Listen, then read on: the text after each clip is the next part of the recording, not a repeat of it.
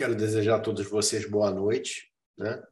Agradecer muito a presença de vocês nessa nossa conversa, nesse nosso bate-papo de manutenção, que vamos estar hoje aqui aprendendo um pouquinho mais, né? Com o professor Nelson Cabral, o professor Carlos Murdock.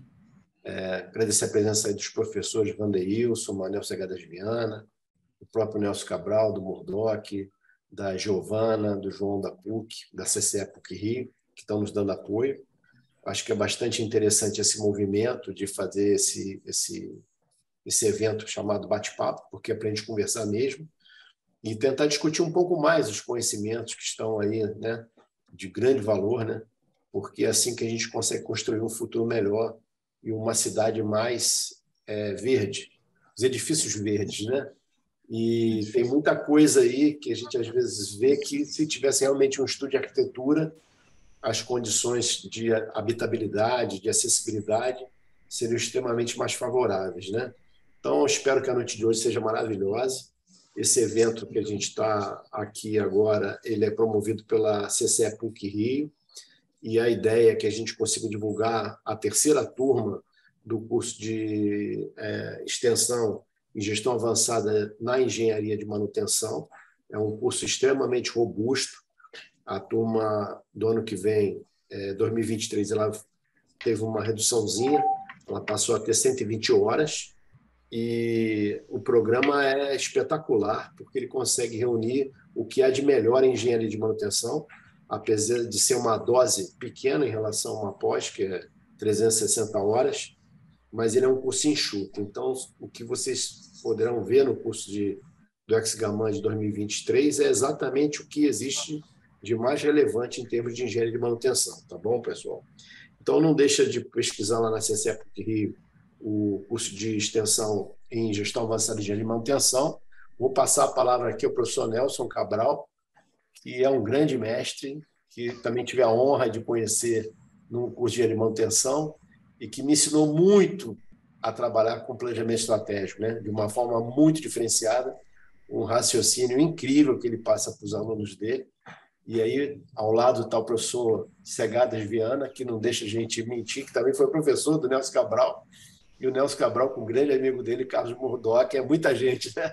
É muita história, que vai nos presentear hoje com essa palestra maravilhosa. Então, Nelson, fica à vontade, a sala é sua e do Murdock, por favor. Boa noite a todo mundo. É um prazer estar aqui nesse bate-papo e realmente agradecer muito a CCE PUC e especialmente o João e a Giovana que estão hoje com a gente aqui. E eu gostaria de agradecer ao Murdock o convite que ele aceitou, né? Ele fazer ter aceitado o convite. O ano passado nós tentamos, mas deu um problema qualquer de programação, a gente não conseguiu fazer. Mas esse ano está vingando. E é uma coisa interessante, porque a primeira indicação que eu recebi da pessoa que me indicou o Murdock, eu queria falar sobre retrofit em prédio, em construção, porque é uma parada de manutenção com a unidade operando, é um troço complicado. Aí a menina me indicou o Papa dos Papas, então está aí o Murdock. Eu acho assim, eu vejo assim, a manutenção fica quanto mais complexa, quanto mais complexo é o sistema. Então, quer dizer, para coisa muito simples, para cidade do interior, tá, é mais fácil você administrar a cidade, mas uma cidade inteligente, com prédios verdes, isso sobe a tecnologia, sobe a complexidade da manutenção também. Essa é uma pergunta que eu vou fazer para o Murdock no final, no meio, se ele não se incomodar, para ele explorar um pouquinho isso aí. Mas então eu gostaria de apresentar o Murdock. O Murdock, você poderia botar na tela já aquela sua apresentação, aquele seu currículozinho aí? Já é. Já é, Deixa né? eu colocar aqui. Já é. Porque ali está dizendo quem é esse mestre da arquitetura. Vocês estão vendo? Tá aparecendo aqui. Bom, só então, todo mundo está vendo, mas ele é um arquiteto com mestrado em sustentabilidade. A aula que eu estarei dando sábado no Exman 2 vai ser exatamente sobre sustentabilidade. É uma coisa interessante. Agora, sustentabilidade tem aquela questão econômica, ambiental e social. E aí o cara que faz isso numa cidade, realmente ele tem uma responsabilidade danada com essas três bolinhas que eu falei, o trio bottom line, né? E ele é da FGV, Ministério da Cidade, você vê, não é pouco não. Com o cara é coordenador da graduação e pós-graduação na Veiga de Almeida, que também é outra referência. Aliás, a Veiga de Almeida, quando ela começou, um dos caras que foram um dos pilares do começo da Veiga de Almeida era um arquiteto sensacional chamado Norbertino Baense Filho. E ele era professor do Baense, o curso Baense é dono do curso, né? E foi meu professor. Era fantástico também. Ele é um pesquisador de metodologias urbanas, arquiteto, né? Aí já é a parte que ele está fazendo, profissional dele, né? E é um palestrante da ONU, bicho. O cara não é pouco, não. E, como descrevendo a personalidade, é o otimista incondicional. Então, não adianta que nada derruba o bom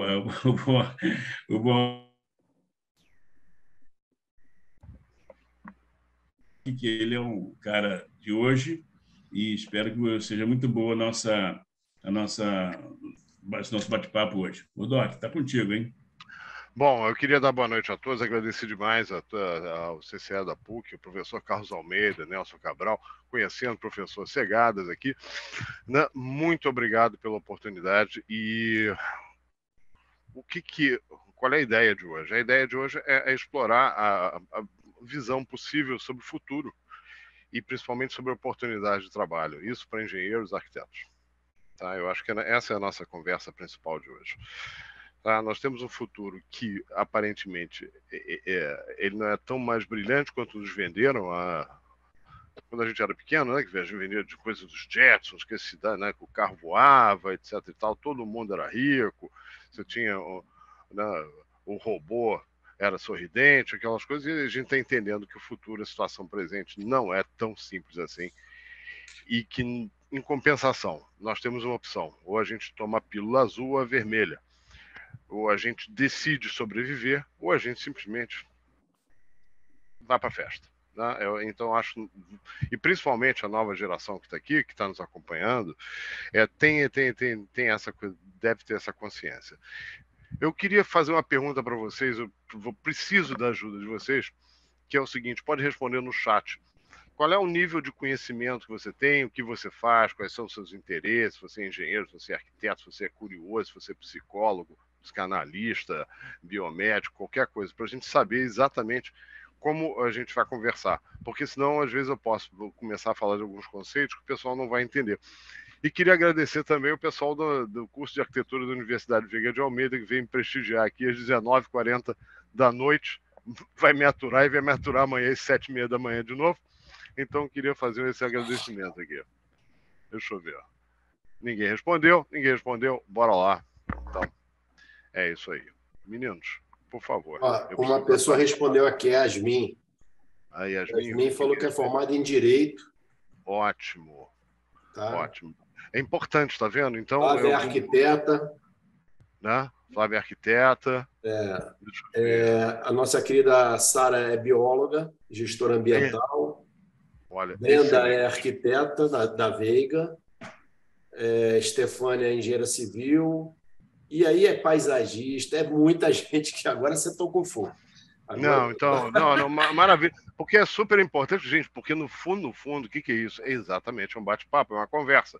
Então, eu vou propor coisas aqui e vocês vão me dar o feedback daí e a gente vai chegar a uma resultante, porque a verdade não está aqui nem aí. Não é isso? Então, bora lá, vamos começar algumas provocações aí em cima da gente, né? Todo mundo fala de cidade inteligente, Smart City, qual é o meu medo que isso aconteça? De que as pessoas ganhem novamente a crença de que a tecnologia vai salvar o mundo. A tecnologia é super útil, bacana, mas é uma ferramenta que pode vir muito para bem, se a gente souber usar direito, e em outras coisas nem tão interessantes assim. Tá certo? Agora, eu tenho uma notícia para te dar. a cidade é inteligente há muito tempo. Só que ela é inteligente, por exemplo, para te multar. Né? Você passa ali a 62 km por hora, você já chega uma multa automática na sua casa. Ou seja, né, isso é um exemplo, né, mas não tem nenhuma câmera ali para prender o ladrão, o camarada para te assaltar. Hoje em dia até tem, as câmeras baratearam demais no mercado. Mas é o seguinte, é cidade inteligente para quê? O que a gente tem que entender e propor e conversar é sobre uma cidade inteligente que seja boa para todos e não possa ser excludente da cidade para todos. Raças, credos, condição econômica e etc e tal. Né? Vamos embora. O futuro chegou muito rápido. Né? Eu estava conversando com o Nelson antes da gente entrar em cena aqui, né? Nos bastidores, e justamente sobre a percepção do que eu vi, da minha geração viu. Para o Nelson, bem mais jovem que eu, acho que ele não viu. O Homem na Lua, Copa de 70, umas coisas assim. Acho que o Nelson ele já foi acompanhar a Copa de 92, sei lá, por aí vai. Então, a gente não consegue imaginar que o homem foi à Lua com um computador que mal fazia 4 operações, pesava quilos e quilos e quilos. Nós vimos nascer as calculadoras de mão, os primeiros computadores e a IBM errando a mão, dizendo não, nunca vamos ter computadores pessoais, e ela só investiu em mainframes. Hoje em dia a gente tem os PCs todos, e estamos chegando ao 5G. O que é o 5G? Né? O 5G é uma rede de conexão que, salvo engano, tá? Os professores podem me corrigir, nós vamos ter um tempo de delay de 1 milissegundo de resposta. Significa que tudo pode ser monitorado. Hoje em dia já pode, né? Com 4G, mas com 5G é ao vivo, a cores, acontecendo ali a medida toda, um ponto de ônibus inteligente, saber se a planta está sendo regada corretamente, onde você está num determinado tempo no espaço. Isso gera uma imensa quantidade de dados.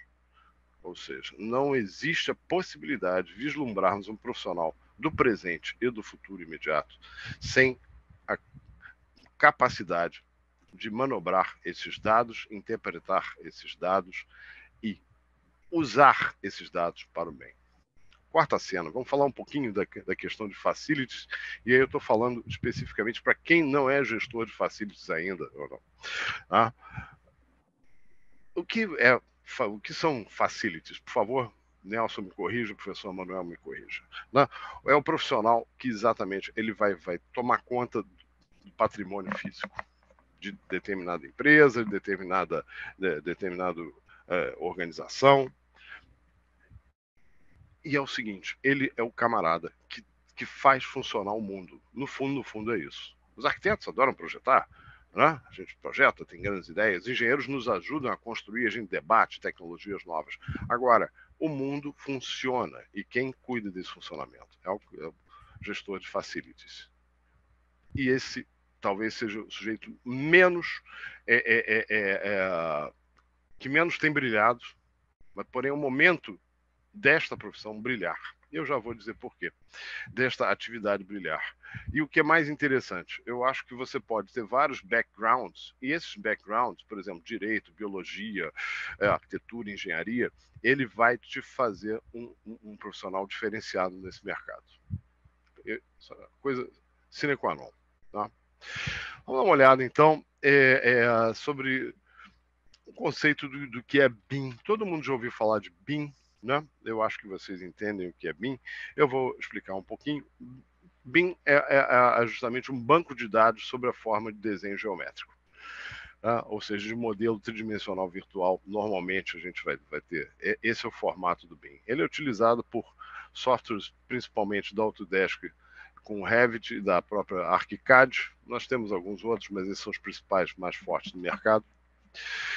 E ele é muito famoso e está sendo utilizado, virou um padrão nacional, inclusive os projetos hoje em dia governamentais, eles têm que ser entregues no padrão BIM, só que normalmente a gente associa o BIM ao projeto, né? Eu vou projetar. Agora, vamos fazer uma pergunta e vou colocar essa pergunta.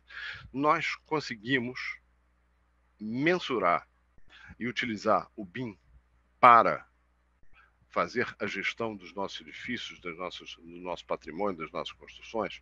Será que sim? Vamos voltar um pouquinho para a questão de smart cities, né? Eu gosto sempre de pensar que nós humanos, nós somos uma super tecnologia, né? Nossa biologia é uma super tecnologia desenvolvida pela força universal ou qualquer outra força que vocês queiram colocar aí,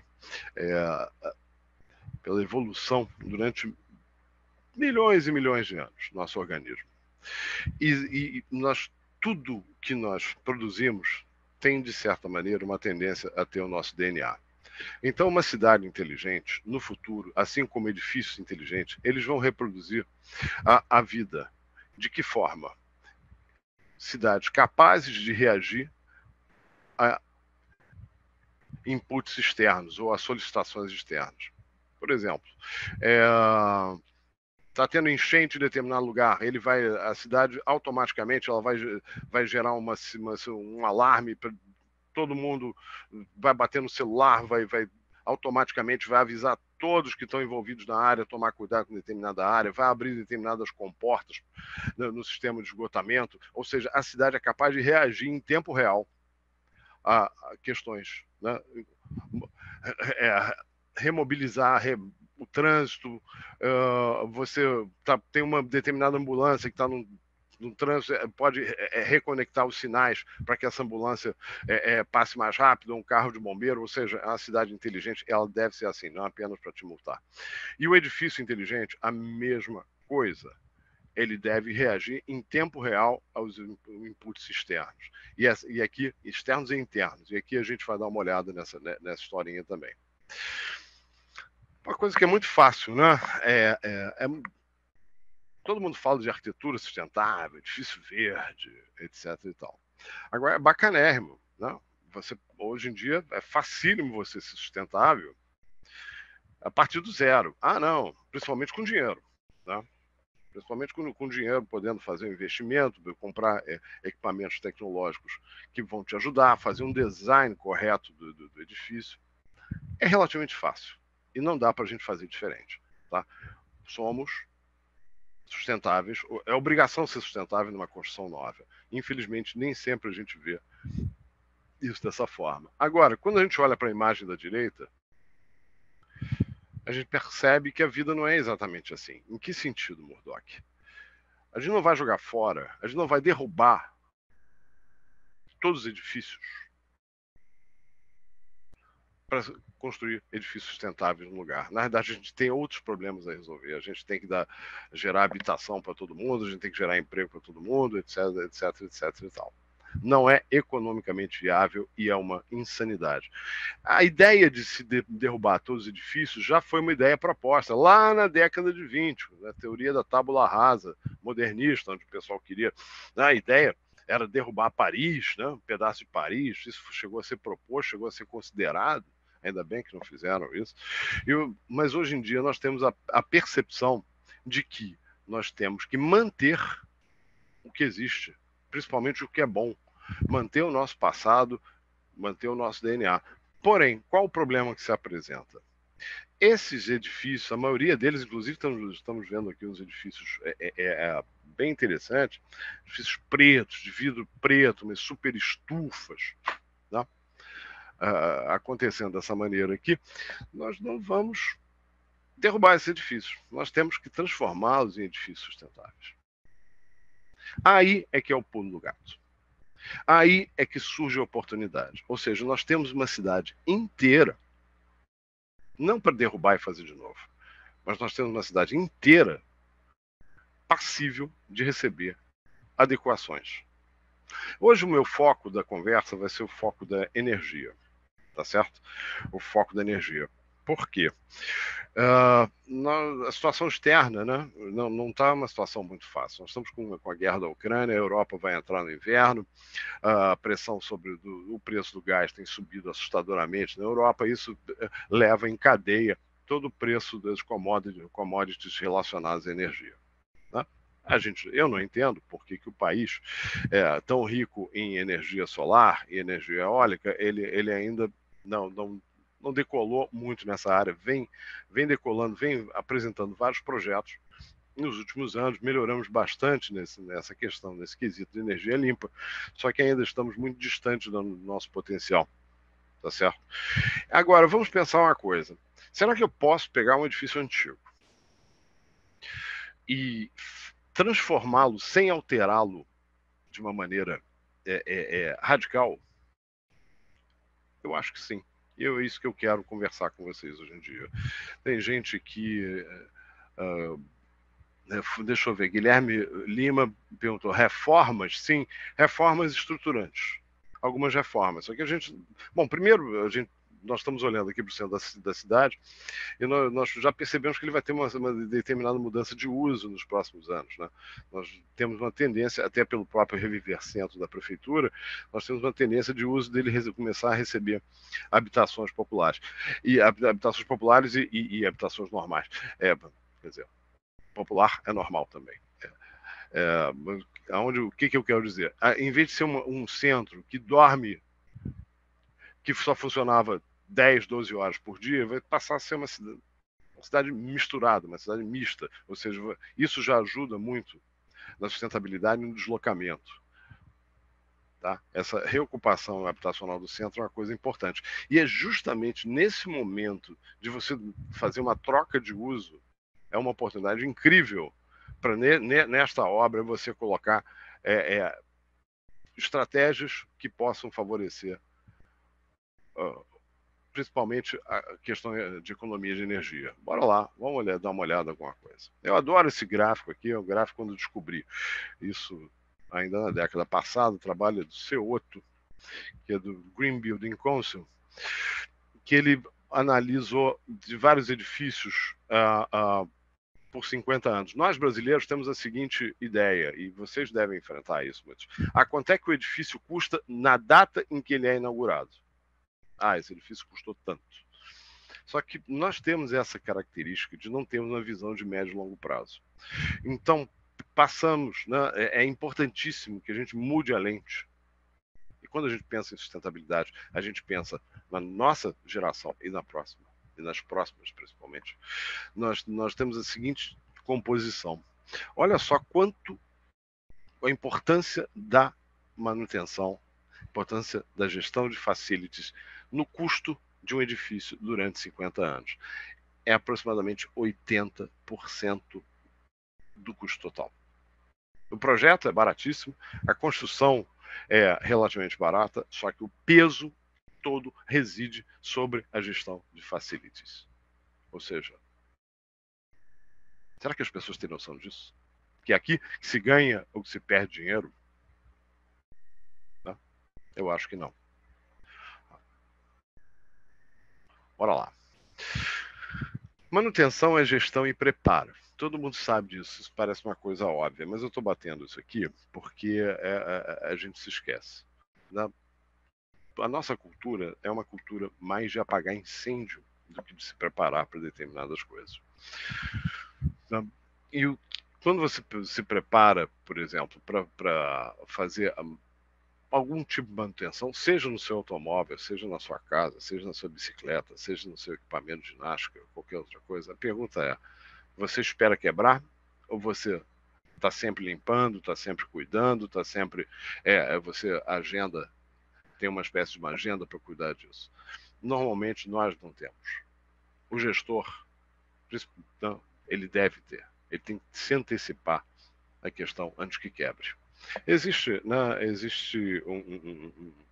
uma conta que a gente faz, principalmente isso é uma conta de concreto, que à medida que o tempo vai passando, as coisas vão ficando mais caras, ou seja, manutenção custa um preço X. Depois que quebra, isso pode chegar a 5 a 25x da questão. Né? Ou seja, manter e prevenir vai ser sempre muito mais barato. Afinal de contas, nós somos gestores ou somos bombeiros? Né? E eu vejo muita gente apagando incêndio o tempo todo, em vez de de ser dono do próprio nariz, ou seja, dono do próprio processo, gerir a próprio dia a dia da manutenção, o dia a dia do facilities, ou seja, o cara espera quebrar e aí ele vai apagar incêndio, fulano, apagou um incêndio, fulano, tá dando infiltração, fulano. E eu fiquei muito surpreso quando na Holanda, né, principalmente Roterdã, todo mundo sabe que a Holanda é abaixo do nível do mar, e eu sempre que eu visitava a Holanda, eu via umas praças abertas. E aí um belo dia eu perguntei, por que essas praças estão sempre abertas? Aí eu descobri que um dos maiores problemas da Holanda é fazer a gestão da água, do nível do mar. E o que acontece? Essas praças, elas eram, na realidade, caixas de passagem de água. Porque se aquilo der um problema, se aquele sistema der um problema, o país inunda. Então eles estão periodicamente abrindo para quê? Para prevenir qualquer acidente que vai causar uma dor de cabeça, uma tremenda desgraça, uma catástrofe, inclusive humanitária. Imagina, né? Então, é essa a questão. Isso me fez uma lição fantástica. Bora lá. Todo mundo conhece Peter Drucker, né? E porque todo mundo conhece essa frase, eu estou colocando aqui justamente para colocar isso, principalmente para meus alunos, né? Você não consegue gerenciar o que você não pode medir, né? Então você não consegue saber se está bom, se está ruim, se está bom. Então partimos de um lado que facilities sustentável, com um olhar sustentável, vai ser gestão e vai ser uma eterna mensuração sobre o desempenho do que você está fazendo. Agora vamos lá, de fato. O que tem de novidade nesse mundo? Nós temos, como na abertura da nossa conversa, a gente estava falando sobre a questão da incorporação do BIM, tanto como um banco de dados tridimensional. Isso, nós temos o conceito do SIM agora também. As cidades estão ganhando um BIM de cidade, que é o City Information Model, e no futuro, através do 5G, tudo isso vai estar conectado. Nós já somos conectados quase como insetos, né? Você vê que alguém dá uma mensagem no WhatsApp, todo mundo recebe ao mesmo tempo, todo mundo reage ao mesmo tempo, todo mundo fala ao mesmo tempo, todo mundo é capaz de um lado, ir para o outro, se organiza. A tecnologia mudou a nossa maneira de pensar e está mudando o nosso ambiente físico também. E temos que usar isso para o bem. E para o bem, como reitero, para o bem de todos. Tá? Agora fica a pergunta. É possível a gente utilizar o BIM para a questão de facilities, para prevenir e monitorar edifícios? Com certeza sim. Os sistemas principais que a gente vai olhar, né, são os mais clássicos. Segurança, óbvio, todo mundo acho que já se tornou uma coisa super tradicional, todo mundo tem uma câmera em casa, quase todo mundo tem. As câmeras que antigamente eram muito caros, não eram relativamente caros, hoje em dia são baratéssimas, com altíssima qualidade, com sensor de movimento, que liga, se percebe que tem movimento, que é capaz de acender uma luz, você pode falar pela câmera, isso é uma coisa muito fácil. Obviamente, incêndio, ar-condicionado, que é o nosso calcanhar de Aquiles, principalmente aqui nos trópicos, no Rio de Janeiro, iluminação, tá? E o monitoramento eterno, 24 horas, 24/7, todos esses sistemas, que no fundo, é compreender o edifício como se fosse um organismo vivo, onde tudo isso vai interagir. Tá? Tudo isso vai interagir.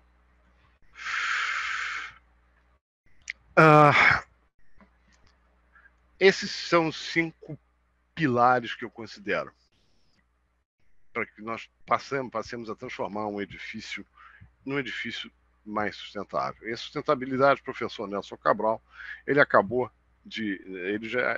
na introdução, ele lembrou da definição de sustentabilidade, que você tenta sempre equilibrar a questão social com a questão econômica, com a questão ambiental. E eu vou dizer uma coisa: tirar nota 10 em sustentabilidade é uma coisa muito difícil.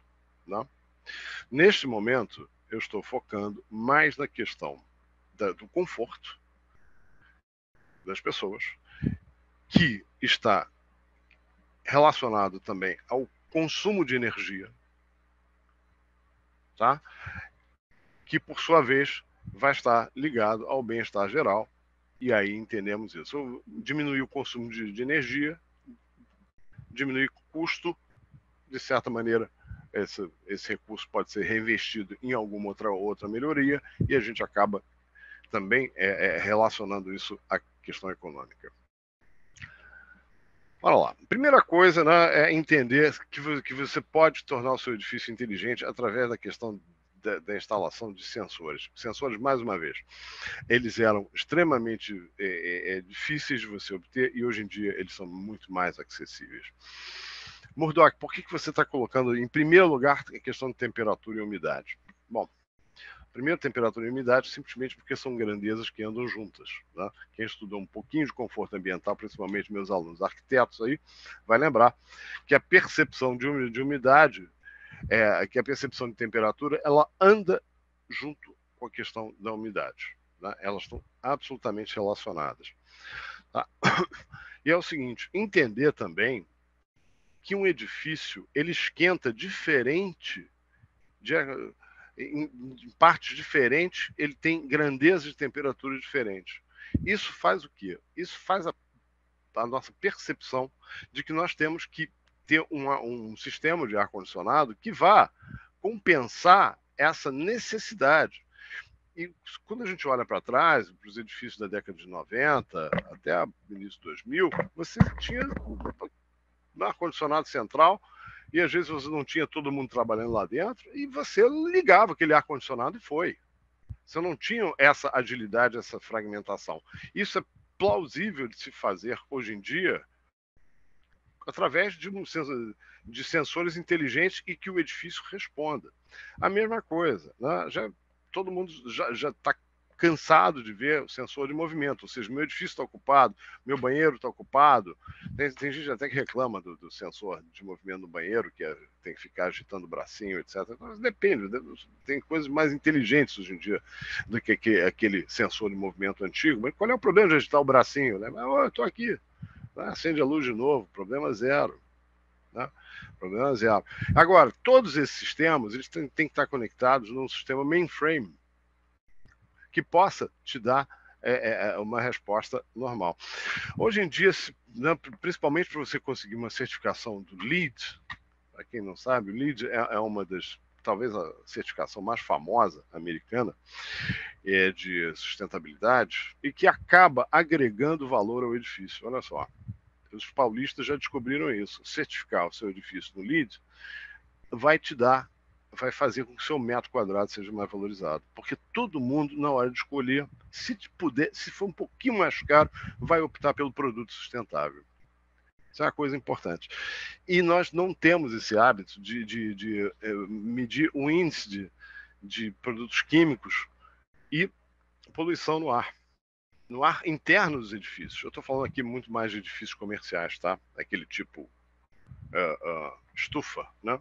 Fecha o edifício, sela o edifício, ar-condicionado. Né?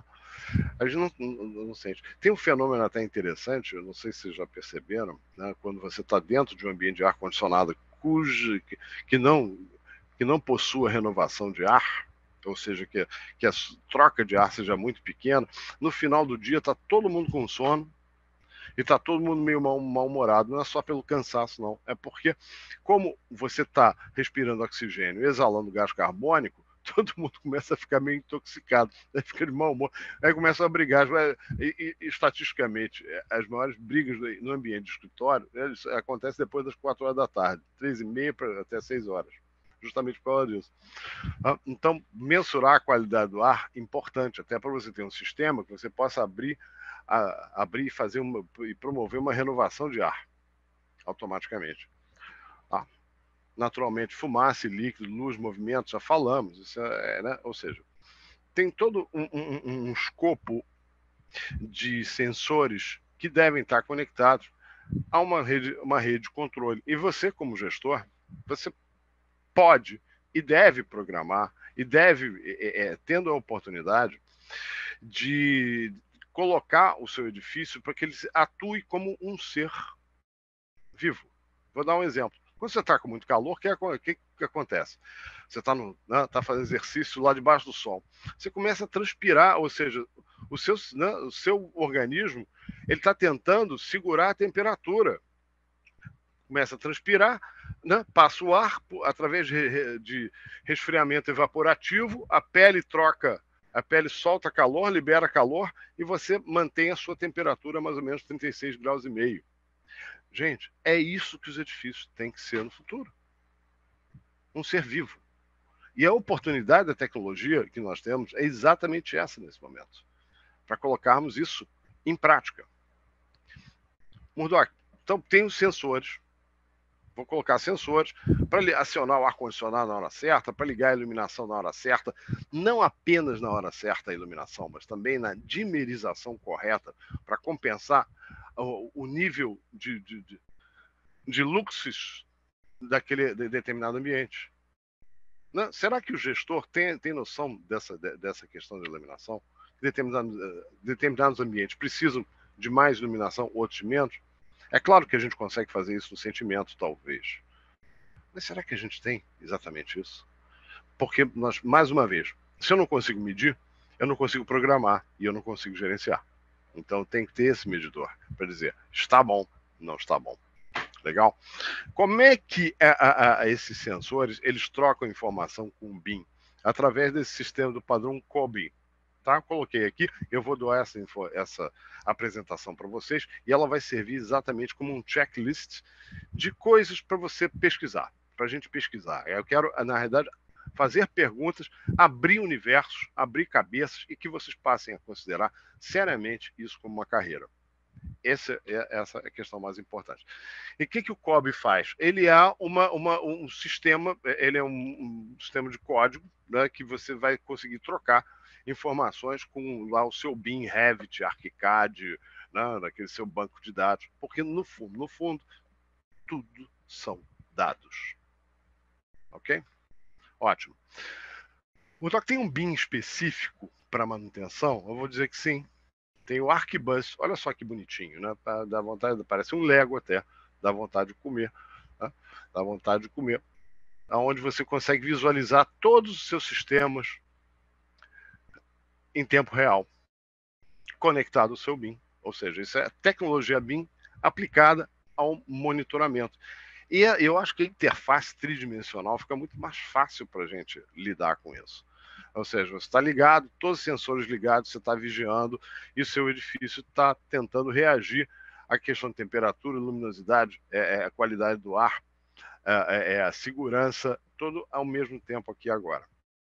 Então, esse é o próximo passo que nós vamos ter. Como eu falei, minha conversa hoje ela é principalmente sobre a questão da energia.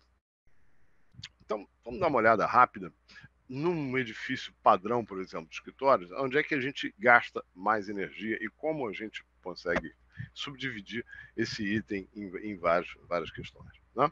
Iluminação vai ser importante. Agora, a iluminação a gente tem dois tipos, a essencial e a decorativa. Às vezes, a decorativa é importante, principalmente se o seu edifício ele é negociado como um padrão de mercado importante, que é um edifício chique, bacanérrimo, então você não vai poder desligar a iluminação decorativa, mas muito menos é essencial. Iluminação de segurança, etc. e tal. Será que você tem isso na cabeça? Será que os gestores de facilities têm isso muito claro na cabeça? Não sei. A questão do AVAC, que é o HVAC americano, ou seja, que é ar-condicionado, ventilação, e está ligado direto à qualidade do ar. São sistemas. Né? Questão dos elevadores. Elevadores são uma peça importante. Tá? É uma peça importante, não consome muito. E a questão da envoltória, o que é a envoltória do edifício? Envoltória é a casca. Lembra que eu contei a historinha de que nossa pele troca calor com o exterior, e ela talvez seja o órgão mais inteligente de nos manter numa temperatura ideal e com um consumo, o nosso organismo balanceado. Pois é, a envoltória do edifício deveria fazer isso. Só que, infelizmente, a maioria não faz. Por quê? Esses edifícios, essa cidade que eu mostrei anteriormente, ela foi projetada, a cidade foi projetada, foi planejada num momento que energia não era um elemento caríssimo, não era uma coisa que a gente tinha que fazer conta, ou então, sei lá, tinha que pedir dinheiro emprestado para pagar. Hoje em dia é. E vai ser pior ainda no futuro. Por isso que a minha fala hoje é dedicada à questão energética. Tá certo? Vamos falar um pouco mais disso agora. Como é que os edifícios eles consomem energia essencialmente? Isso aí é um padrão mundial, tá? 40% aproximadamente em controle térmico. No hemisfério norte, os países que têm inverno, eles vão lidar com calefação, que é o grande terror que está chegando na Europa agora, justamente porque os russos, né, fecharam a torneirinha por causa da guerra da Ucrânia, a torneira do gás, e eles estão fazendo contas de como vão sobreviver esse inverno. Né? Isso já está se fazendo perceber. 25% iluminação. Legal, 22% equipamentos, computadores, aí tem que usar mesmo, não tem muita coisa. Surpreendentemente, os elevadores eles consomem uma fatia alta de 4%. Tá? E aí, aquecimento de água praticamente não entra na conta. Talvez aqui seja o nosso problema menos grave neste momento. Tá? Então, a gente tem que atacar a questão da temperatura térmica. Os sistemas de ar-condicionado e aquecimento e ventilação mecânica, eles foram super soluções que apareceram. O ar-condicionado aparece, se não me engano, lá por volta de 1925, e ele vai ficar muito popular depois da Segunda Guerra Mundial com um padrão de edifício americano, que é aquele edifício de núcleo central, com os elevadores, shafts, etc., e o edifício acontecendo em volta com uma pele de vidro. Esse é o edifício tradicional de escritório que a gente tem, inclusive aqui no Rio de Janeiro, de uma forma muito equivocada. Mas o que acontece? Pela localização técnica da maior parte dos serviços estarem dentro do que a gente vai chamar de núcleo, ou seja, no centro do edifício, isso forçou que se utilizasse energia para se fazer a ventilação, por exemplo, de banheiros. Você raramente vai ver um banheiro ventilado naturalmente no edifício escritório. Não? Raramente isso vai acontecer. Talvez nos mais antigos, antes da Segunda Guerra Mundial, você vai ver alguma coisa, mas isso é um padrão que não acontece. Tá? A iluminação. Iluminação, até há pouco tempo atrás, o Nelson pode me corrigir, a gente só tinha aquela coisa, alguns edifícios a gente ligava inclusive a luz do próprio disjuntor. Chegava de manhã, bum, ligava tudo, o andar inteiro. Né? Chegava de noite, bum, não tinha nem interruptor. Era assim, binário, ligado ou desligado. E eu vou te dizer que ainda existem edifícios assim, aqui no Rio de Janeiro. E alguns considerados edifícios importantíssimos. Tá? Por exemplo, o Linneu de Paula Machado, 52, eu acho que ele ainda tem essa característica. Tá? Ou seja, trabalho pra caramba. Um mercado incrível de trabalho que a gente tem. Murdoch precisa fazer isso de uma vez só? Não, isso pode ser aos poucos.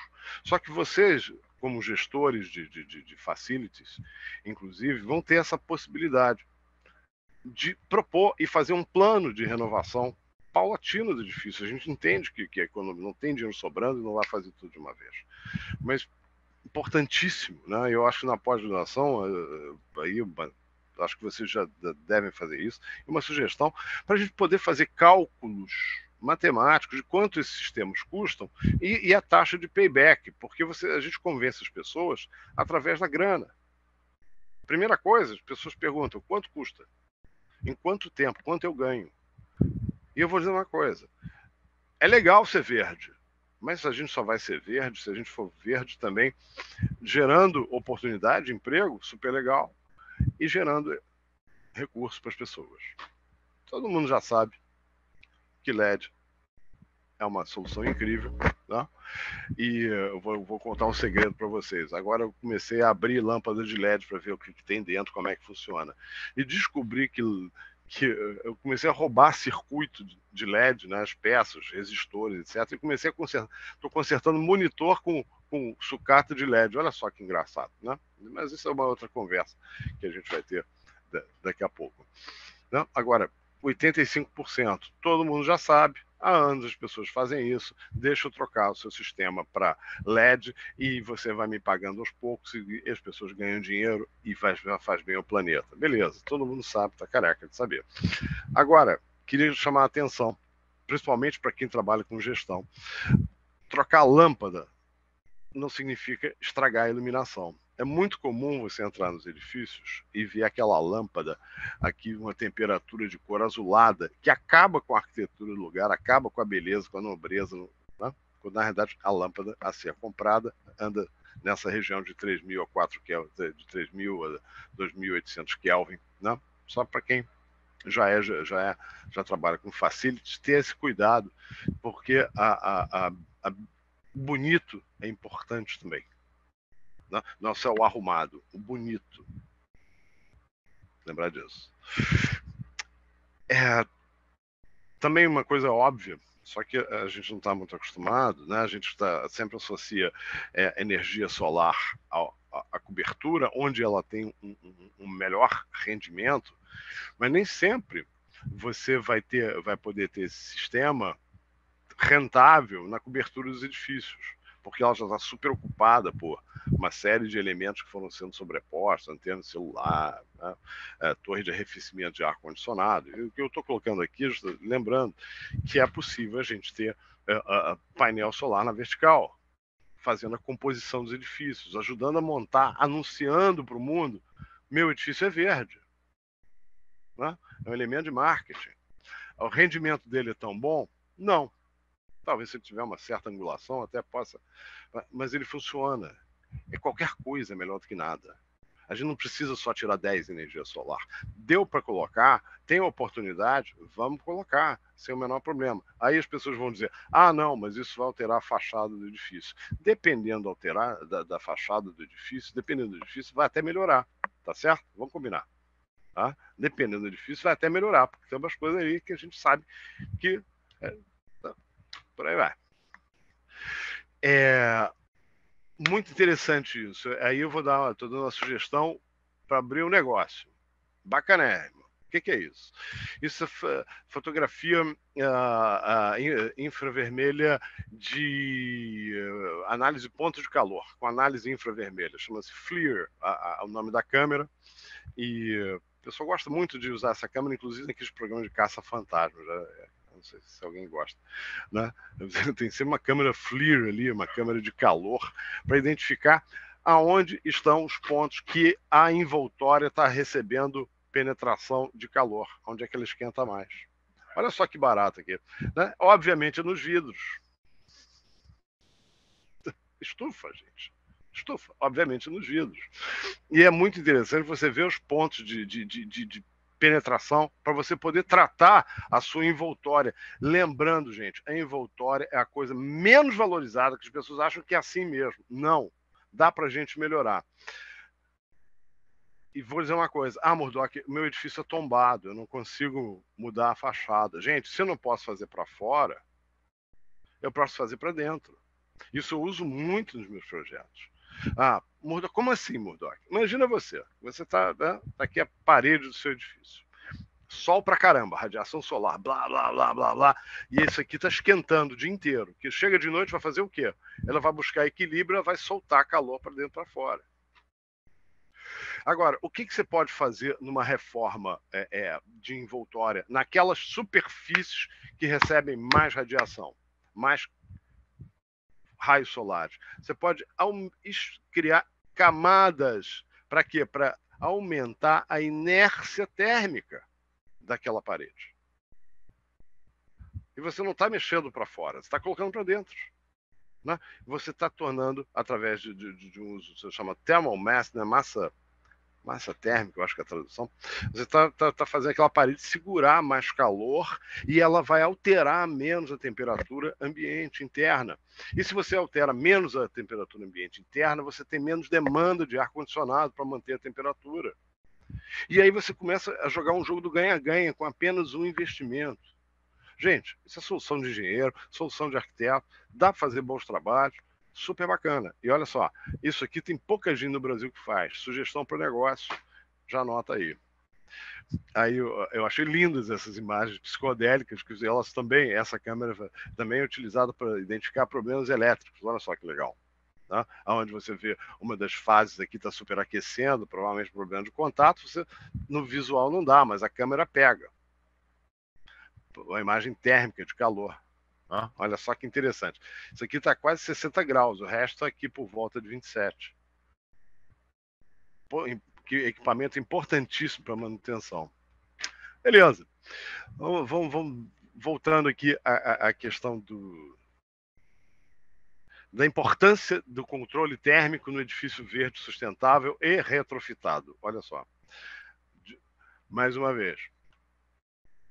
Isso aqui só corrobora que, nesse caso aqui, é um gráfico americano, a gente está vendo que o controle térmico, o space heating, o aquecimento, e o cooling está batendo quase 50%. No Brasil, é praticamente 50% no edifício comercial.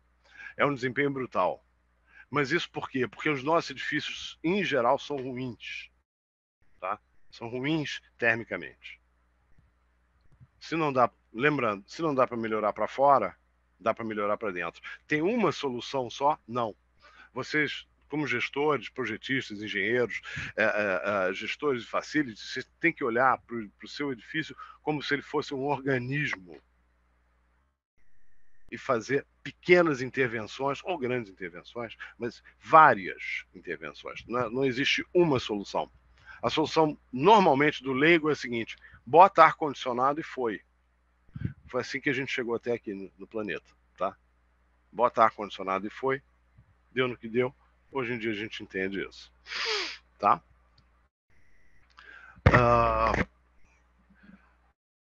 Questão do ciclo, né? Do ciclo. Ou seja, eu vou retrofitar, vou comissionar. Para quem não sabe o que é comissionamento de projeto, é uma super verificação, uma super aferição do que foi construído, se está de acordo com a especificação correta do projeto. A grosso modo é isso. Tá? Então, essa questão do comissionamento, ou seja, dessa chancela de que foi construído e está desempenhando corretamente, é muito importante. Tá? Manutenção proativa. Aquela manutenção que se antecipa ao problema. Para quê? No intuito de diminuir o custo final durante esses 50 anos. E uma eterna vigilância. Eterna renovação. Porque a manutenção não acaba. Só vai acabar no dia que demolirem seu edifício, ou sua instalação, etc. Mais uma vez eu estou aqui pedindo, pelo amor de Deus, atenção à fachada, atenção à envoltória. Envoltória, lembrando, conjunto das fachadas e cobertura. Tá? Atenção a isso.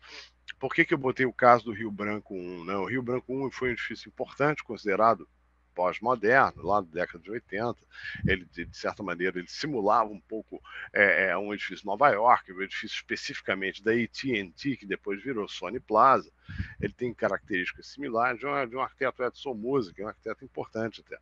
Só que na década de 80, a gente já tinha tido uma crise energética na década de 70, 80, isso já estava meio esquecido, resolveram envidraçar o edifício inteiro. Né? E essa fachada não é a pior fachada, mas é uma fachada que aponta, salvo engano, para o oeste. Em oeste, gente, o sol está castigando, ele entra rachando. Eu já fiz escritórios aí. E a solução foi criar uma fachada dupla. Tinha o vidro, botamos outra camada de vidro e, digo mais, insuflamos ar dentro dessa cavidade. Para quê? Para criar um retardo térmico, porque senão o ar-condicionado não dá vazão. Murdoch, foi você que inventou isso? Não, foi Le Corbusier lá em 1927, mas quando ele inventou não deu muito certo, mas agora dá certo. Então é o seguinte, super gasto de energia para ele não perder, não podia mudar a fachada, deixa eu ver, não podia mudar a fachada, essas coisas todas. Então, é aquela história, eu não consigo mudar para fora, eu consigo mudar para dentro. E o que é importante que o gestor de facilities tenha? Essa repertório, ele tem a carta na manga para conseguir colocar as coisas e conseguir propor ideias, tá certo? Propor ideias e soluções, e pensar sempre dessa maneira. Projeto, solução técnica, né? Puxar para o lado arquitetônico, puxar para o lado, sabe, da engenharia. E vou dizer mais, no futuro, depois me convido, vou fazer uma palestra sobre biologia e cidades. Importantíssima, porque eu sei que tem uma bióloga aqui nos assistindo. Importantíssima, tá?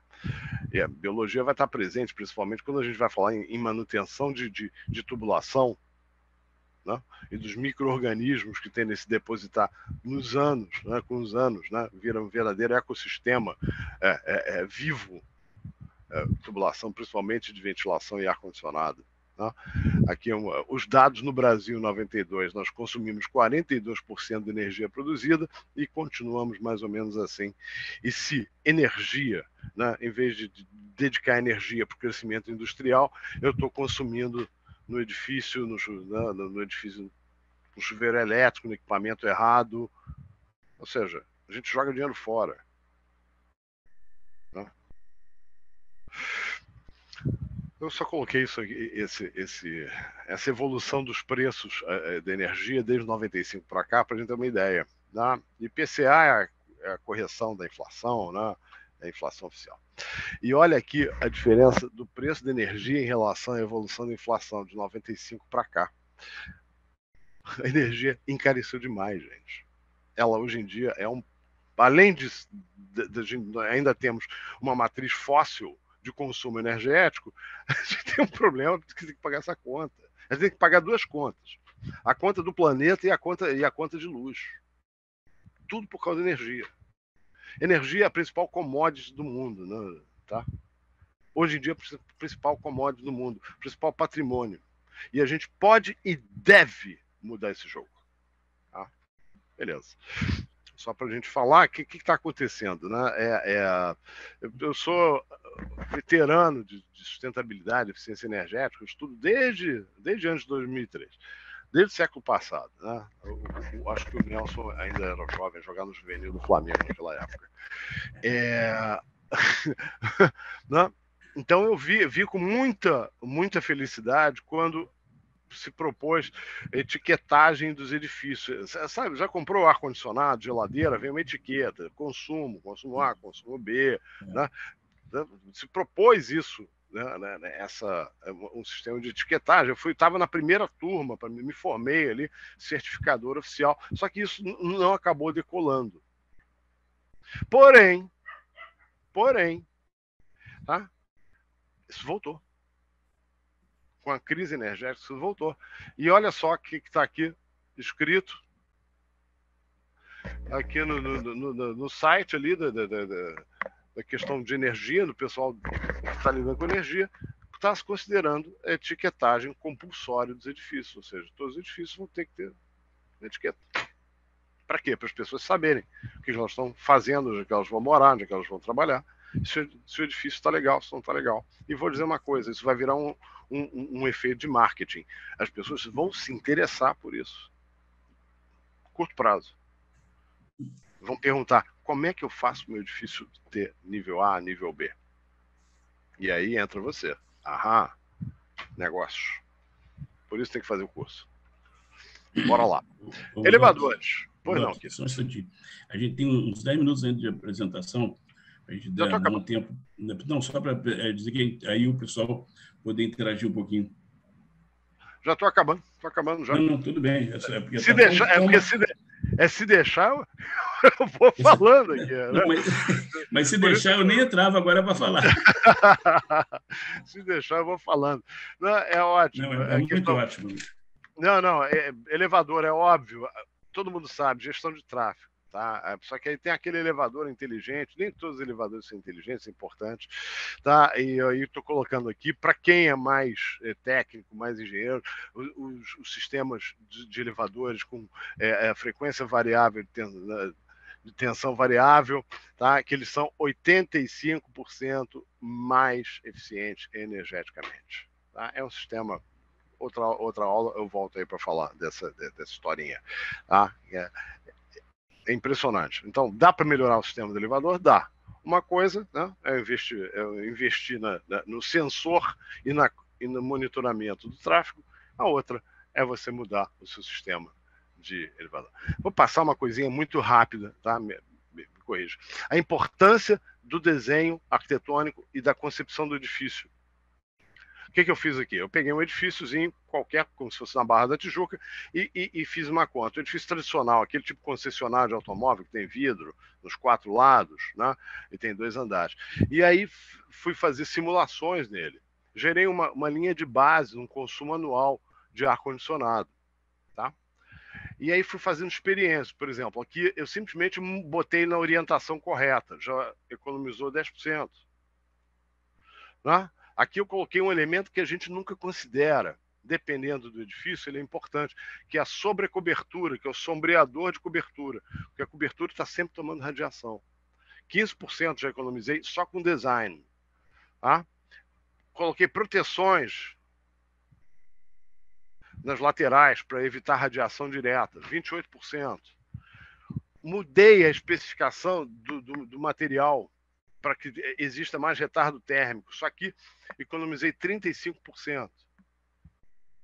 O que eu fiz aqui? Olha só. Eu entortei o vidro para que ele nunca pegue sol.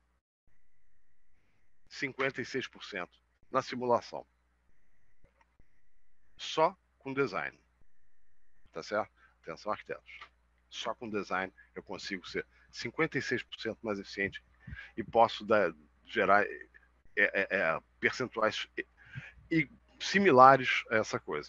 E aí, Murdoch, tem que ficar fantasiando o edifício todo? Não, estou dando um exemplo aqui. Em 1953 a gente já fazia um edifício que a gente não sabia, mas já era um edifício super inteligente em termos de desenho. Você não sabe o que é proteção solar, o que é estrutura, o que é edifício. É tudo a mesma coisa. Museu de Arte Moderna, talvez o edifício mais genial da arquitetura brasileira. Elementos a considerar para a gente já ir para a reta final. Vai ter carro elétrico? Vai. Não adianta. A indústria do automóvel não vai deixar a gente escapar disso. Agora, legal, talvez eu colocar. Será que eu consigo colocar isso? Vai ser um diferencial no meu edifício? Vai, com certeza. Bicicletário, mais ainda. Né? Principalmente se tiver acoplado um pequeno vestiário para as pessoas poderem tomar banho. Isso já tinha que ser lei no Brasil, tá? Principalmente no Rio de Janeiro. Depois a gente volta a falar. Entender, se perguntar, toda vez que você for comprar alguma coisa, principalmente em grande quantidade, de onde vem e para onde vai. Tá? E se esse elemento ele é capaz de entrar num sistema chamado economia circular, ou seja, que aquele material ele não vai se o descarte dele seja reduzido, ou então, pelo menos, o descarte aconteça depois de um grande número de utilizações. Entender o ciclo de vida das coisas, ciclo de vida dos materiais. Isso é importante. Telhado verde. Aqui eu podia falar 2 horas sobre a vantagem do telhado verde para a inundação da cidade e para arrefecer a parte de cima do edifício, que é a que mais esquenta, a que mais está suscetível a fissuras nas impermeabilizações, e onde a água entra, costuma dar problema. Prefeitura de Chicago aqui, gente, já uns 30 anos já tem telhado verde. Isso aqui a gente tinha que ter uma lei específica, aliás, a gente chegou quase a ter. No Quali Verde do Rio de Janeiro, só que isso nunca entrou de fato, o IPTU verde nunca decolou como a gente achava que tinha que decolar. Tá?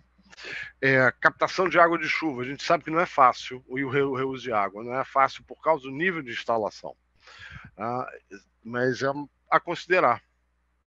Por exemplo, aqueles edifícios que tem ar-condicionado pingando o tempo todo, será que eu não consigo coletar aquilo e lavar carro? Sei lá, e lavar a portaria? Sei lá. Claro que posso. Então, nós nesse momento aqui, eu acho que a gente foi uma conversa muito introdutória, que eu acabei falando uma opção de assuntos, tá? Sem me aprofundar demais neles, mas é exatamente, ele funciona como um checklist aí de ideias para a gente trabalhar nos edifícios, sem necessariamente demoli-los, e sim convertê-los em edifícios inteligentes e edifícios verdes, né?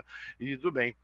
E, para encerrar, a gente precisa sempre registrar o que a gente faz, para ter dados e para durante 1 ano, 2 anos, 10 anos, a gente saber de onde a gente saiu, quanto a gente gastou, aonde a gente chegou. Porque esse conhecimento vai ser importantíssimo para o futuro e para as próximas pessoas que vierem nos substituir, para entender o que dá certo, o que não dá certo. E com isso, gente, eu encerro minha participação a pedidos. Isso aí. Você pode encerrar a apresentação, a participação não, aguenta aí. Eu vou parar de... Não, rapaz, olha, está sendo sensacional, espetacular mesmo, muito bom. Eu, pessoalmente, estou amando, né? Espero que o pessoal esteja aí também. Mas as respostas estão sendo muito boas. Olha... Eu acho que eu vou desistir até de dar minha aula de sustentabilidade e passar para você. Eu não tenho nem juvenil perto de você, cara. Me chama para dar uma conversa, para a gente bater um papo lá na sua aula. Eu vou fazer isso. Tá? Eu vou fazer isso. A gente vai combinar esse negócio aí. Eu vou te dar vou reduzir um pedaço meu bastante grande para te dar uma chance. Não, porque você está falando para o pessoal que está pretendendo usar entrar no turno de 2023. Essa minha aula é de 2022, que você ia dar uma palestra, não conseguiu. Mas aí está uma chance para essa turma. Eu vou combinar com o Almeida como é que ele vai dar uma chance dessa turma ouvir esse negócio aí. Porque realmente... A chance também foi hoje, né? Eles sabem que o bate-papo era hoje, né? Já tiveram uma chance, né? Aquilo que o Mordoc falou, não pode perder oportunidade, como você, Nelson Cabral, sempre falou, não tem rabo. Ela passa, você monta. Não montou, perdeu. O cavalo vai embora. Exatamente. Então, mas foi excelente o bate-papo. A gente pode até avaliar como é que a gente pode fazer uma inserção aí na próxima turma. Eu acho que o que foi falado é de grande relevância, até porque eu sou engenheiro civil, então acompanhei isso aí por muito tempo. Esse problema nosso dos edifícios com vidraçaria preta é antigo. A gente tem muito essa coisa de importar as coisas sem fazer um estudo prévio, como você está demonstrando aí.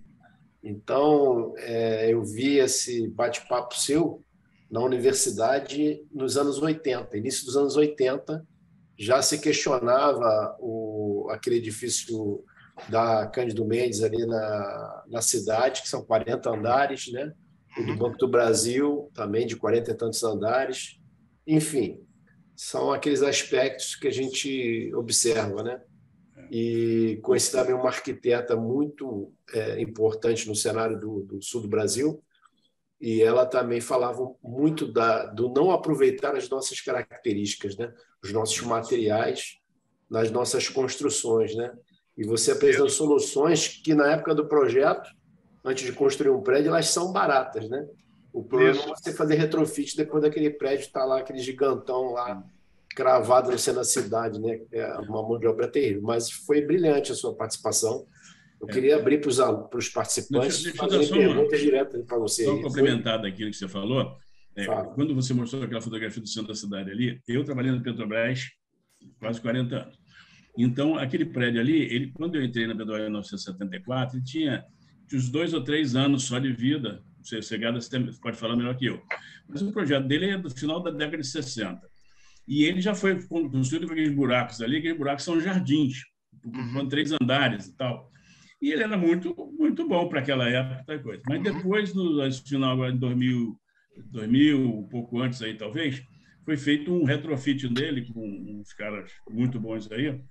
E realmente essa parte que você falou, muitas coisas foram feitas, tudo feito com o prédio funcionando normalmente.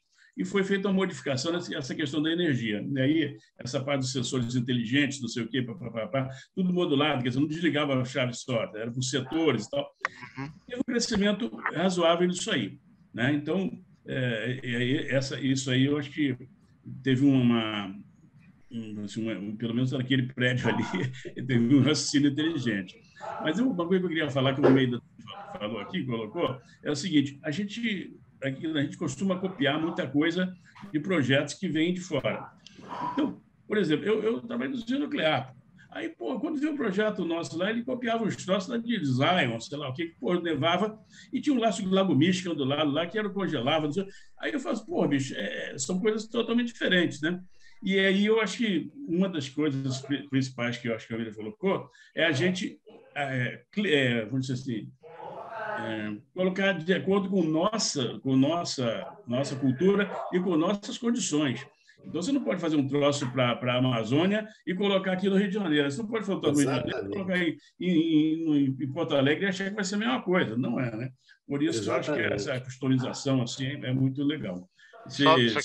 Só queria fazer um comentário, porque essa questão da customização e do entendimento de que os locais são diferentes, né? Isso está escrito um sujeito chamado Vitrúvio, que era operador de balista no século I depois de Cristo.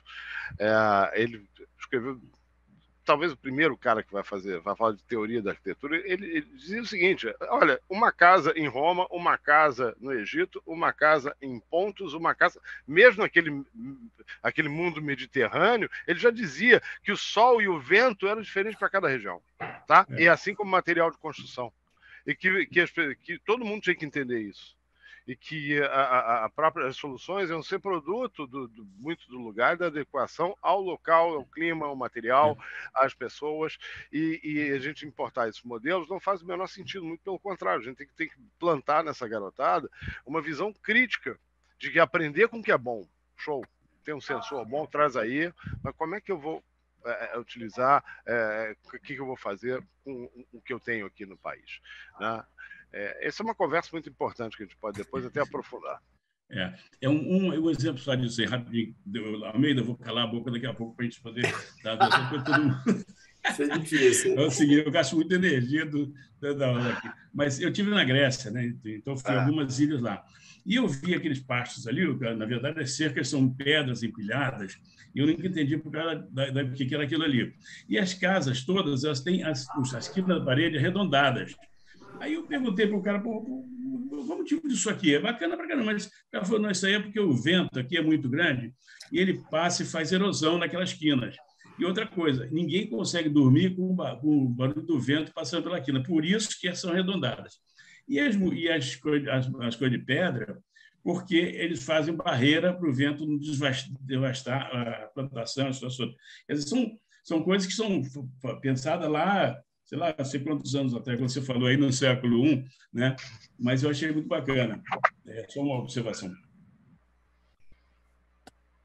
Perfeito. Alguém quer colocar alguma coisa aí dos participantes? Tem que pedir para o João abrir o microfone, para as pessoas poderem abrir o microfone para poder falar, tá? Pois mas aí pode botar a mãozinha que abre o microfone. É assim que faz?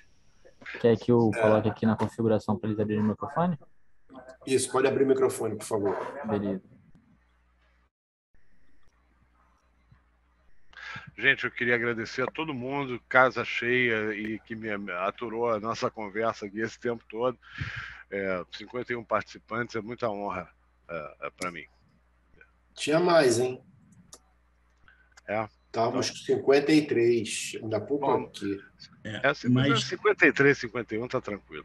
Mas tem gente que se candidatou aí para ver depois a gravação. Eu achei isso mesmo. O negócio realmente está muito bom. Interessantíssimo, né? Pessoal, vocês têm a liberdade agora de perguntarem, tá bom? Por favor. Almeida, isso aí vai ser realmente disponibilizado?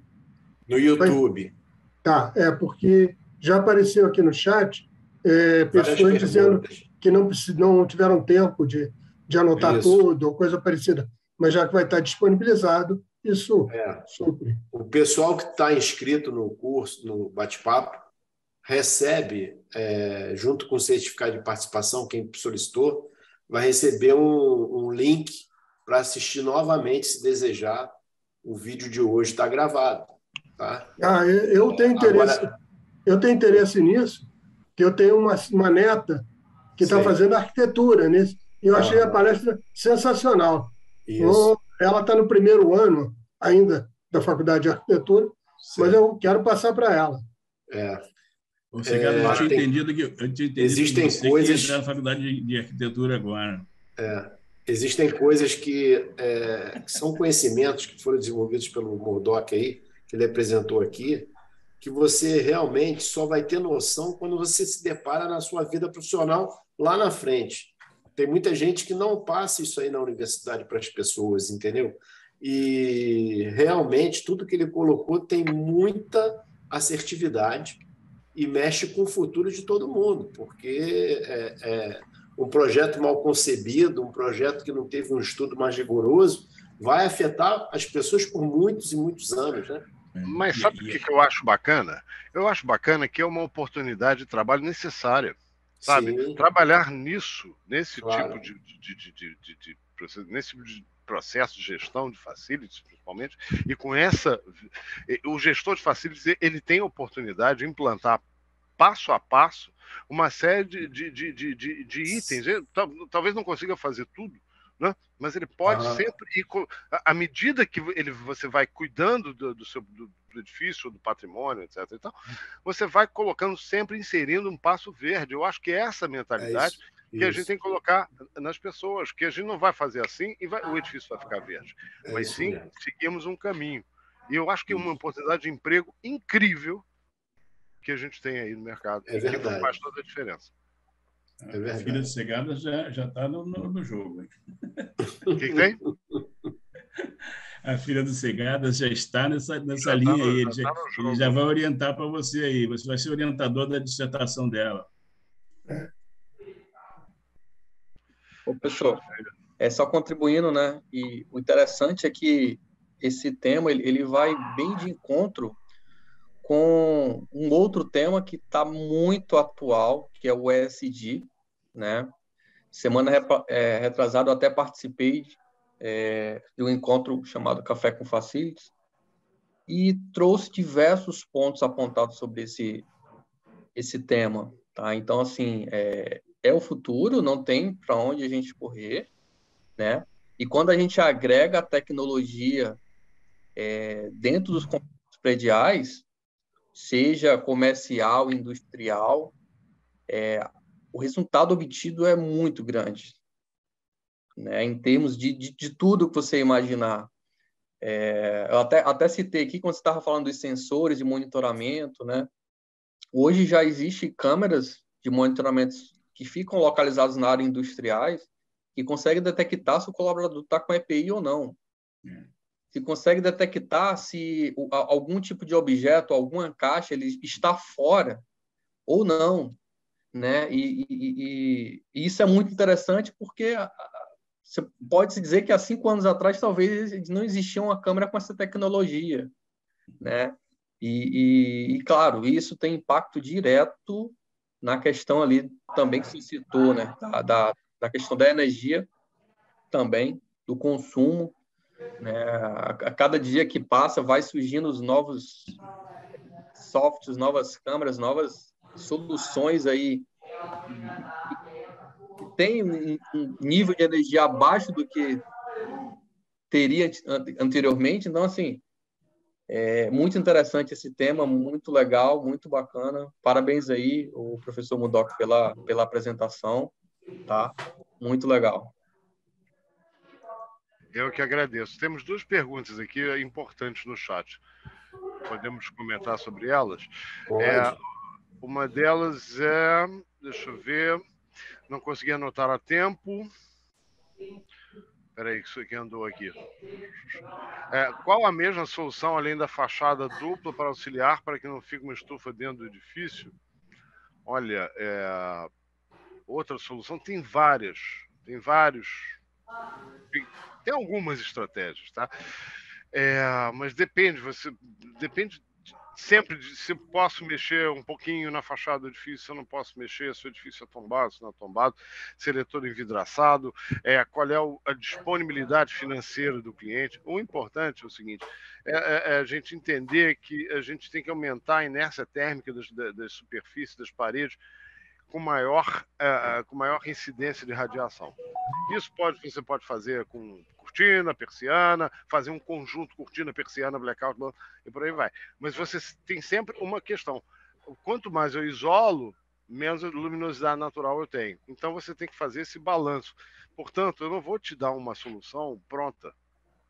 Tá? Você tem que olhar, anotar, avaliar, medir e fazer alguns testes até chegar na solução.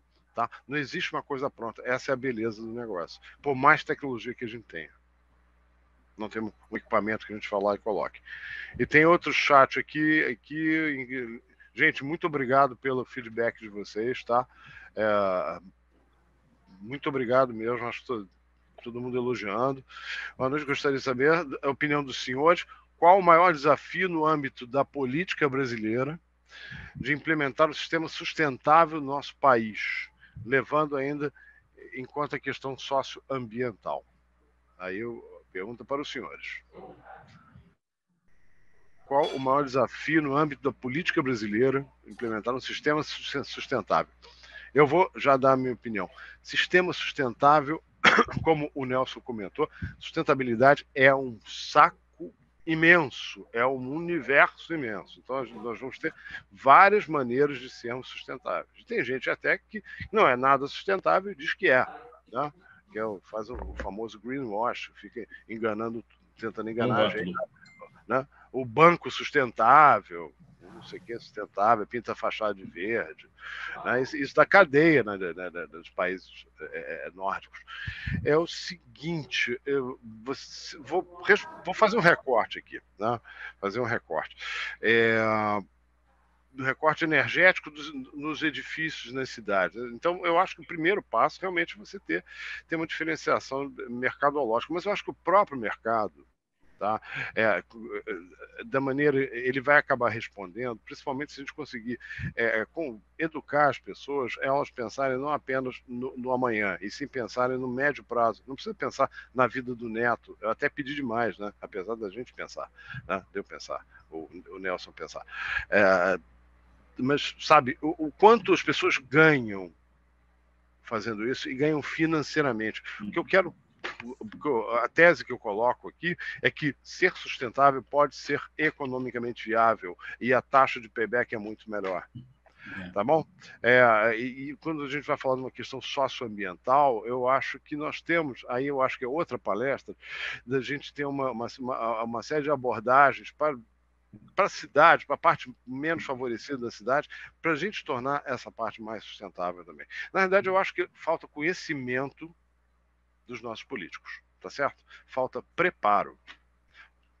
Eu tive a honra de dar aula no Ministério das Cidades, num curso que a gente estava tentando transformar o Minha Casa Minha Vida em edifícios com melhor qualidade arquitetônica e sustentável.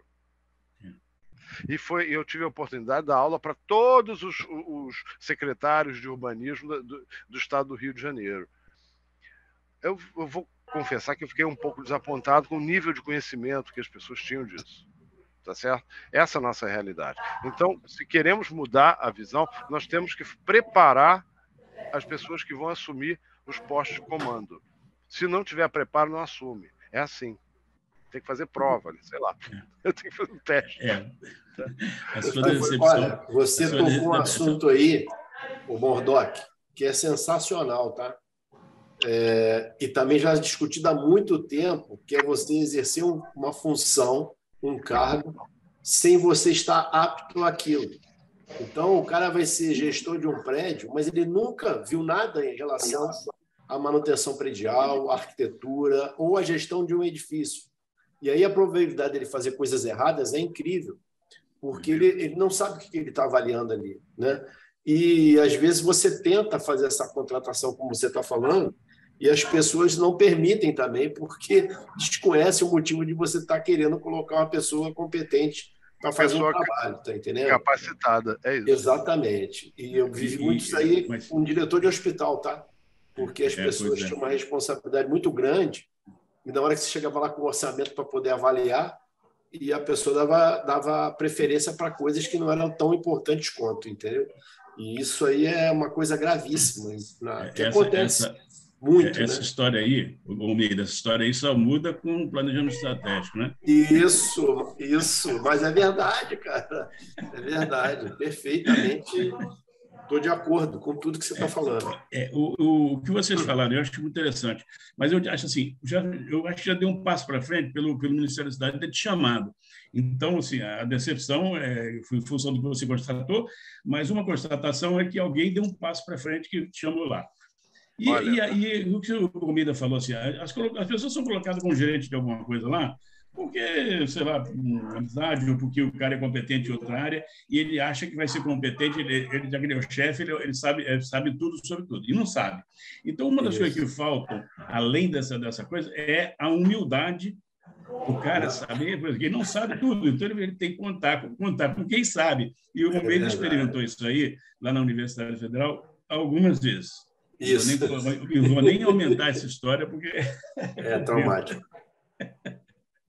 Deixa quieto. Mas o sucesso também vem desses altos e baixos, né? E a gente aprende muito, como o Murdock está colocando, a própria atividade. Quanto maior o desafio, maior o aprendizado. Então, a gente não pode desistir de jeito algum. Tem que realmente buscar aprender realmente a boa técnica, né? Para resultar um trabalho realmente eficiente. Né? Agora, é uma coisa interessante. Eu tinha um professor nos Estados Unidos, lá na Westinghouse, de ensaios destrutivos, ele tinha no centro de treinamento lá, tinha uma placa em tudo quanto é lugar escrito assim: you hear, you forget. You see, you remember. You do, and then you understand. Então, tem uma coisa da linha da curva do aprendizado aí que passa por tentar fazer. Claro, se você não souber, você vai tropeçar. Mas primeiro você ouve, depois você vê e depois você faz. Aí você entende. Quer dizer, eu acho que é uma coisa assim da vivência que, pô, não é qualquer um que tem oportunidade de crescer assim, mas é uma curva que eu acho que não tem outra maneira. Quando você tenta fazer, é que você realmente aprende. Assim como você aprende muito preparando para dar uma aula, você tem que olhar para trás e ver o que você sabe realmente. E eu acho que a melhor maneira de aprender é tentar ensinar. Eu concordo. Concordo. Eu concordo. Aqui, a Isadora comentou, mas hoje em dia tem mais principalmente na política, infelizmente. Olha, sempre teve, mas quer saber? O simples fato de a gente estar podendo discutir isso aqui com 50 pessoas que não tiveram que sair de suas casas, e isso é lento, mas as pessoas estão se capacitando. Vai por mim, tá?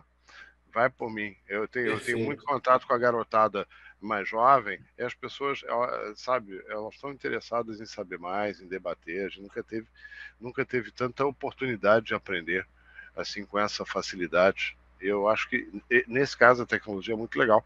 Eventos como esse, que a gente está trocando coisa beça, ninguém saiu de casa, está tranquilo, e a gente está aprendendo a beça uns com os outros através dessa contaminação positiva que existe aqui.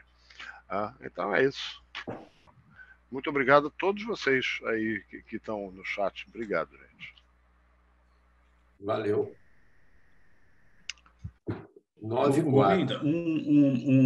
O Ibiraí, que está aí no grupo, ele perguntou, porque ele não se inscreveu, ele entrou depois porque o Zé Manel indicou ele pegou e entrou.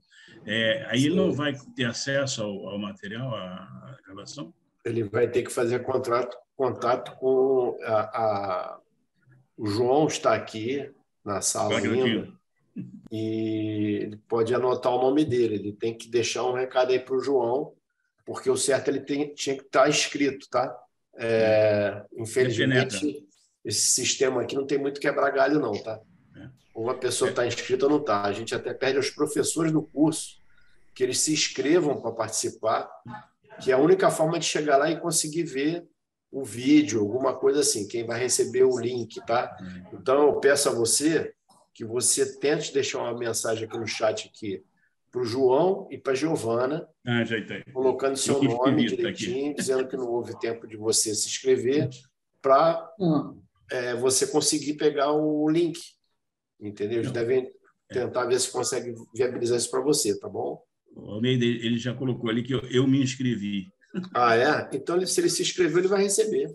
Ah, tá ok. Obrigado. Não tem nenhum problema. Obrigado, amigo. Não é se inscrever no chat, não é se inscrever lá no CCE PUC, tá? Naquele link de inscrição, entendeu? Isso, foi ele mesmo. Então, tá perfeito. Você vai receber tudo direitinho, certificado, vai receber tudo. Tá, entendeu? Eles fazem uma coisa que eu acho que é muito interessante, que esse bate-papo faz parte da campanha para lançar uma próxima turma, né? Então, eles promovem esses encontros, eles são gratuitos, né? No sentido de vocês não estarem custeando nada, e quem paga todas as despesas, não com professores, mas com a plataforma, com o horário, com os funcionários que estão aqui disponíveis, né? Por isso que eu sempre tento agradecer a quem está na sala, que no caso aqui hoje é o João e a Giovana, porque eu sei que eles estão em horário de trabalho, já está avançada a hora, e as pessoas ficam com a gente até o final, tá entendendo? Então, isso é um apoio muito grande que a CCE nos passa, né? E aí, depois, ele ainda pega todo esse material, ainda coloca lá no YouTube para as pessoas poderem assistir depois. Que, normalmente, assim, quando você pega uma palestra muito boa, mesmo a pessoa tendo assistido aqui, ela vai lá no YouTube ver de novo, porque é relevante o assunto. Então, às vezes, passa alguma coisa na hora que a pessoa não consegue perceber. Então, acho que esse trabalho aí da CCE, nessa divulgação do curso da gente, que vai para a terceira turma, é sensacional, tá entendendo? E, realmente, não é porque a gente trabalha no curso, não, é porque o curso só tem professores de excelência. Tem 2 aqui na sala, na verdade. Tem o Nelson Cabral, tem o Segadas Viana, tem o Wanderilson, que está dando aula agora a partir desse ano, e Lorival Tavares, né? Tem muita gente boa, sabe? A Laís Franca, que não pôde estar aqui presente, mas ela fala de gestão de pessoas. Então, é um curso que ele se aglutina com bons profissionais que viraram excelentes professores. Quer dizer, todos nós, acho que a maioria, primeiro foi ser trabalhador. Vamos trabalhar, arregaçar a manga para construir alguma. Depois, por uma questão natural da vida, acabaram virando professores. E são grandes professores. Tá? Tive aula com o Nelson, tive aula com o Segadas, que está aqui na sala, e até hoje são referências que qualquer pessoa que participar do curso vai ficar assim. A gente recebeu essa semana, inclusive, uma aluna nossa fez uma carta de elogio para o curso todo, não só para um professor que deu aula na semana passada de logística, mas ela deu um elogio para todos os professores, sabe? E isso, para mim, é a coisa mais importante que tem, é você ver, como o Murdoch está dando a palestra aqui, como é que a pessoa vibra com o tema, como é que a pessoa entra. Então, essa que é a essência do ensino, né? Você tem que fazer os seus olhos brilharem, você tem que fazer com que as pessoas mergulhem na sua ideia. E aí, se a pessoa for um professor desse naipe, com certeza faz parte do grupo da gente. Uma coisa interessante, que, só para lembrar aqui, o Almeida foi nosso aluno e depois virou professor. Virou coordenador do outro curso. O Wanderilson foi nosso aluno e virou professor. O Tiago e o Willy, não, tem mais. Tem o Tiago, Willy, Franklin. Então, quer dizer, tem outros que a gente até convidou, mas não tiveram oportunidade de fazer. Mas o que existe é uma renovação, né? Embora os velhos insistam em permanecer por aqui, mas tem gente nova chegando no pedaço já tem um tempo. Mas isso aqui impulsiona as coisas. Eu fico segurando minha cadeira para não cair. Mas a coisa funciona assim. Eu acho que é um grande ganho você ter a oportunidade de pegar um ex-aluno seu, reconhecer o talento dele e colocar ele numa sala de aula, porque ele vai ser fenomenal, entendeu? Não sei. Pelo menos a minha ideia é essa. O auge intelectual chega por volta dos 65 anos.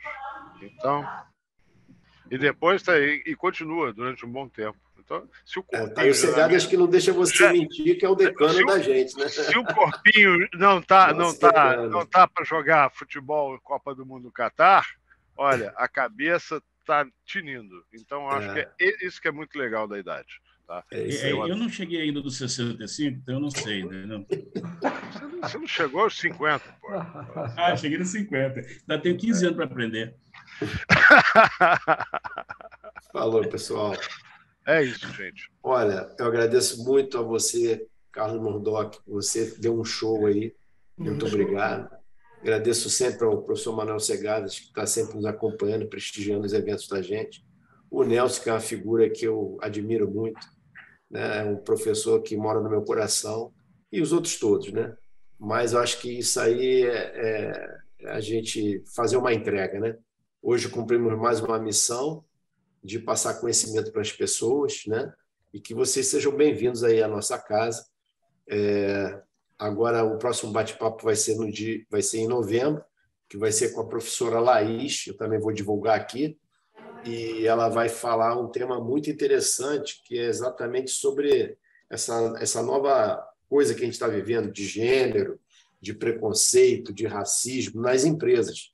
E quem vai falar, por sinal, também é um cara que é dono de uma empresa, é um engenheiro civil, que trabalha com uma grande construtora aqui no Rio de Janeiro. Então, eu acho que também vai ser um tema extremamente interessante, porque é uma coisa difícil de você lidar, né? E todos nós hoje estamos lidando com esse novo aspecto aí de vida, né? Então, nova forma de trabalhar, de interagir com as pessoas. Eu espero encontrar com vocês agora no dia 22/11. A professora vai ser o mesmo processo, fazer inscrição lá na CCE e prestigiar a gente aqui nesse canal livre aqui para vocês aqui, tá bom? Inclusive, você está convidado, tá? Não, o Mordoc está convidado. Quer Segadas? Quer deixar um recado? Não, eu só ia te dizer que foi uma palestra sensacional. Além de todos os aspectos que vocês salientaram, eu queria notar toda a ênfase que ele deu, por exemplo, no processo de planejamento, depois no processo de busca dos dados. Quer dizer, do meu lado, que falo muito em coisas quantitativas, etc. e tal, foi muito bom também ter isto, embora o cerne da palestra foi toda a questão que é econômico, que, enfim, além de poupar energia, enfim. A palestra foi ótima, mas ótima, realmente. Uma das grandes palestras desse ano. Gratidão. Professor, garanto que você tem, Mordoc, a mesma coisa que dos caras que estão aqui ensinando nesse curso aqui. Eu acho que o que move todos eles é a paixão. Então, esse é o ponto fundamental. É isso aí. É exato. Uma pessoa falou assim que eu convencia porque eu tinha um brilho nos olhos, não sei o quê, e aí, quando eu falava, eu transmitia emoção e o gosto pela coisa. Então, eu acho assim, que essa coisa que o Segadas falou agora é muito interessante. É o brilho nos olhos. É isso mesmo. E a paixão. E isso convence, né? Convence muito, convence. Pessoal, olha, vou encerrando aqui. Beleza. Agradecendo a todos vocês pela participação, pela presença. Com muito carinho que eu tenho vocês aqui na sala com a gente. E tenho certeza que todos os professores aqui também têm o mesmo pensamento, tá? Espero encontrar com vocês agora em novembro. E quem quiser buscar informações sobre o curso de gestão avançada de engenharia da manutenção, é só entrar no link que a gente botou no chat aí, que vocês vão pegar todas as informações do curso, e realmente é um curso de extraordinário poder de transformação das pessoas. Então, participem. Um forte abraço para todos vocês, tá? Um abração.